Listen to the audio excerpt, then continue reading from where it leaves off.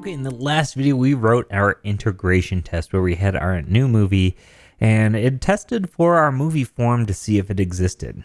Now, this is going to be really interesting because what we're going to be doing in this video is writing what's called a snapshot test. Now, a snapshot test is a test that sort of, takes a snapshot of the result of your code and allows you to confirm that your code just is the same as the snapshot. And we're going to talk a little bit about what the best use cases for snapshots are and when a snapshot is a good sufficient test and when a snapshot is not a good sufficient test. Because in all honesty, I think you're mostly better off with manual tests, this kind of thing. But the snapshot is really great for a specific type of component. One that is it's really nice for a component that you just want to check to see if something changed, because that's all a snapshot's doing, really.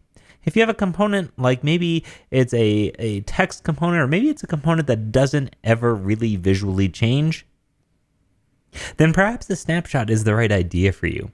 Now, snapshots testing in Jest is something that really took off because of how simple it is. We don't have to write these long assertions. We only have to write one assertion. Now, let's go ahead and talk about that assertion. With React Testing Library, assertions are very easy for snapshot tests. We have another thing we can pull out of our render, and we can pull out something called a container. A container is simply the HTML elements that contain all this stuff.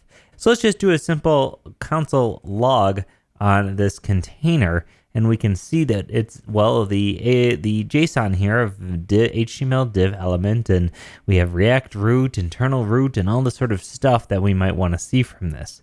What's cool about this is that we can do container.firstChild, and we can see inside of here that we do just get the first child of this, which is, let me scroll up, the HTML div element, okay? And this is the thing that we're going to be looking for, right? We don't want the whole body and everything like that. We want the div. And that div, in fact, that I'm referring to is the one that's wrapping around our new movie. Okay, so let's go ahead and check this out. What we want to say is we expect that the container.firstChild is going to match the snapshot. So we can assert that by writing expect and then container.firstChild. Now keep in mind with Enzyme or these other libraries, you had to use like a 2JSON string thing, and you had to bring in other libraries to turn your code into a JSON string to check the snapshot. It just wasn't that great. But with this, all we have to do is container firstChild dot to match snapshot. Okay, and this is a function or a method like this. Let's go ahead and just remove this console log here, and we can save this.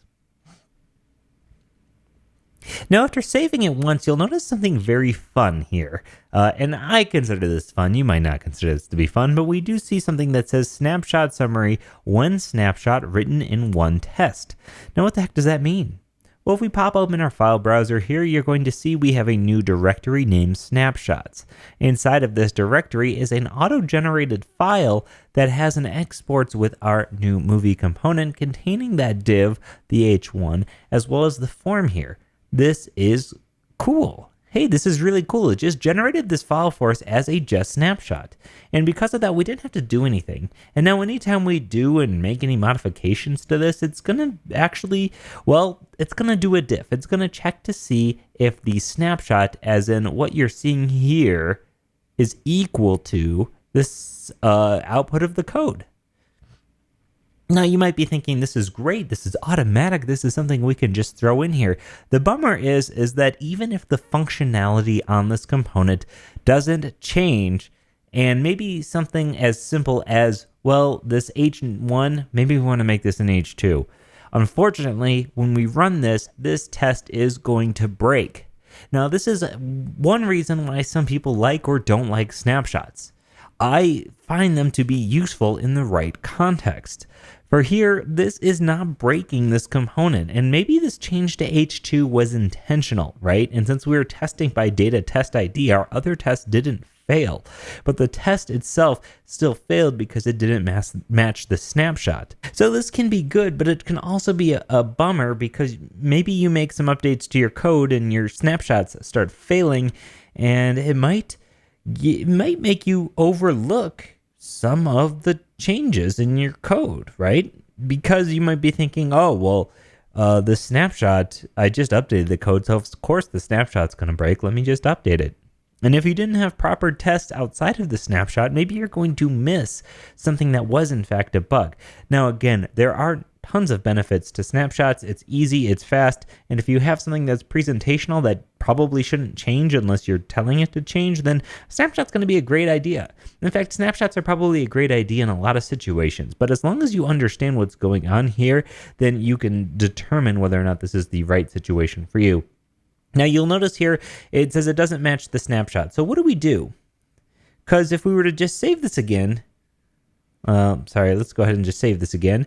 The test is still going to fail. Well, Jest gives us the ability to press the U key. At this point, if we are in our terminal selected, if we press the U key, what it does is it just re-updated our snapshot. And we can come here, it now looks for an H2. And then if we go ahead and modify this some more, this test is going to pass. And again, if I were to ever go ahead and change this back to an H1, you can see it fails again. I can hit the U key, and now it's re-updated my test.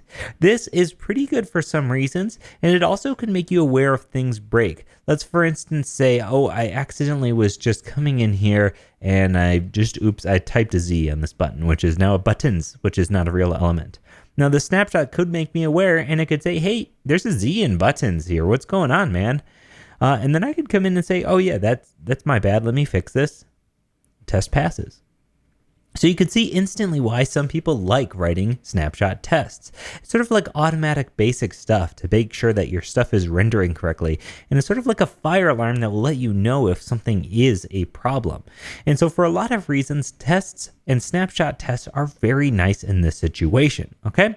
So this is a snapshot test in Jest. It is so easy to get going. We simply just need to use container.firstChild. We need to tell it to match the snapshot, and then Jest is going to create the snapshot on the first run, and then any additional run, we're going to have to tell it to update or not, otherwise it's going to bug out.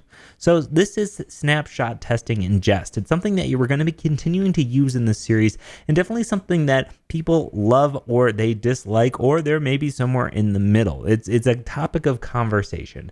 All I can say is that do not rely on snapshots as your only testing, because you will get into trouble. Okay, that's pretty much all I have to say about it. So now that we have our snapshot test here, in the next video we're going to be doing is starting to test our movie form. We're going to make some controlled inputs on this thing, and we're going to test those to make sure that the value of the input is what we're expecting it to be. Okay, so as always, this is Scott with Level Up Tutorials. Thank you so much for watching, and I'll see you in the next one.